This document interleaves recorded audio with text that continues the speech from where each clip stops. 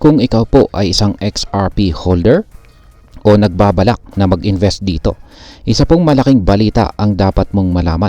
Ayon po sa isang kilalang market analyst na si Ginoong Peter Brandt, posibleng bumagsak ng 50% ang presyo ng XRP.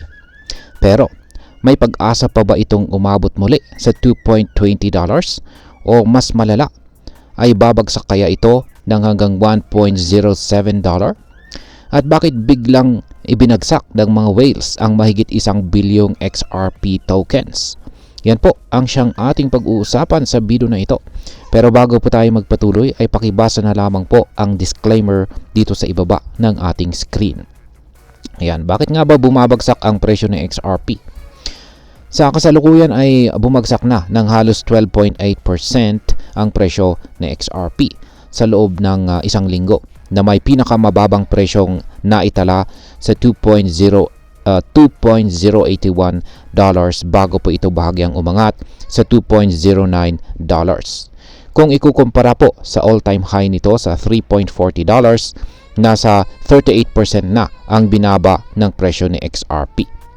Isa po sa mga pangunahing dahilan ng pagbagsak na ito ay ang hindi matagumpay na pag-breakout sa resistance level na 2.22.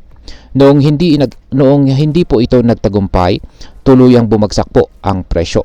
Sunod-sunod na nawasak ang mga major support levels tulad po ng 2.120 at saka 2.080. Sa technical analysis, kapag ang isang asset ay hindi nanatili sa mahalagang support levels, nagiging mas malakas ang tsansa nitong bumagsak palalo.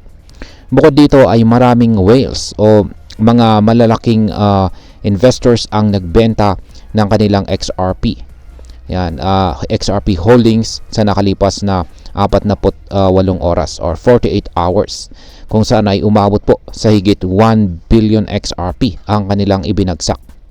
Dahil dito, lalong bumaba po ang presyo ng XRP at mas lalong lumakas ang bearish sentiment. Ayan. Ngayon is ano naman ang sinasabi ng mga eksperto tungkol dito kay XRP? Isa po sa mga pinakatanyag na market analyst ay itong si Ginoong Peter Brandt. At siya po ay nagbigay ng isang bearish prediction para kay XRP. Ayan, yung chart na nakikita natin dito ay yan sa kanya po yan. Mula po yan kay Ginoong Peter Brandt. Ayon sa kanya, sa XRP ay isang speculative asset lamang at wala raw itong tunay na halaga katulad ng mga collectible items gaya po ng Beanie Babies at saka pet rocks noong mga 70s hanggang 90s. Sa madaling salita ay parang hype lang daw ang dahilan ng pagtaas ng presyo nito dati at posibleng hindi ito magtagal sa mataas na presyo. Bukod dito, batay po sa kanyang technical analysis, may nakikita siyang classic complex head and shoulders pattern sa price movement ni XRP. Sa trading, ang ganitong pattern ay madalas na indikasyon ng trend reversal. Ibig sabihin po ay maaring magtuloy-tuloy ang pagbaba ng presyo. Ayon po sa kanyang projection, posibleng bumagsak po ang presyo ni XRP sa $1.07 kung hindi nito maabot ang $3 na resistance level. Ang nakakagulat pa ay noong December 2024, si Ginoong Brandt ay nagbigay ng sobrang bullish prediction para kay XRP kung saan ay sinabi niyang maaring umabot ito sa $500 billion na market cap. Pero ngayon ay tila nagbago ang kanyang pananaw at mas negatibo na ang kanyang tingin kay XRP. Ngayon is ano po ang posibleng mangyari dito kay XRP? Sa ngayon, patuloy na sinusubok po ng mga bulls na itulak pataas ang presyo ni XRP. May posibilidad na muling maabot ang $2.20 na resistance level at kung mangyari po ito ay maaring lumakas ang presyo ni XRP at posibleng umabot po siya ng hanggang $2.25.